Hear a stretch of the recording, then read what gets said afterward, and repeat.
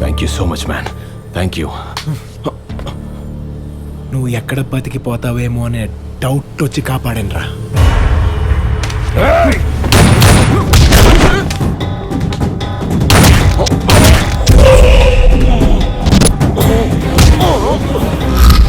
ఇప్పుడు చెప్పరా, ఇందాకేదో మాట్లాడాలన్నావు.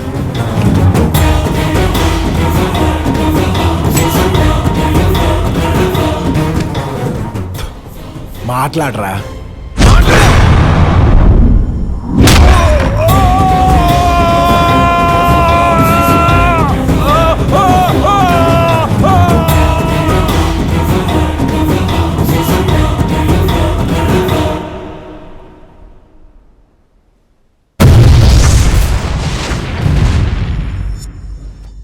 కోల్ కుంభకోణంలో మంత్రి అరెస్ట్. పిచ్చి దానిలా సైకాలజీ తెలుసని ఫీల్ అయ్యాను. వీడి గురించి నాకు ఒక్కటి అర్థం కాలేదు. డైరీ పెట్టి నన్ను మోసం చేశారు, నా ఒడ్బిని లేపేశారు, మా నాన్నని లోపల వేశారు. మీ పని అయిపోయింది, తాపీగా కూర్చొని ఫిషింగ్ చేస్తున్నారు. ఆకాంక్ష, ఇవన్నీ మేము పగతో చేసాం గానీ కావాలని ఏం చేయలేదు. పగ నా మీద పట్టినట్టుంది.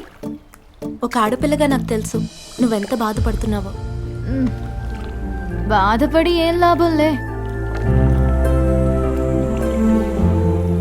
ఇప్పుడు మీరిద్దరూ పెళ్లి చేసుకుంటారా? అవును. హౌ కలకాలం కలిసి బతికేస్తారా? మధ్యలో గొడవలు అవ్వవా? విడిపోరా? అలా ఎందుకు విడిపోతాం? ఎన్ని కాపురాలు చూడలేదు మేము. కట్టవకపోదా నేను ఎంటర్ అవ్వకపోనా? అదేంటండి అలా మాట్లాడుతున్నారు? ఆహా,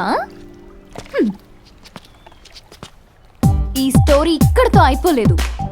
సెకండ్ పార్ట్ ఉంది, మళ్ళీ వస్తా.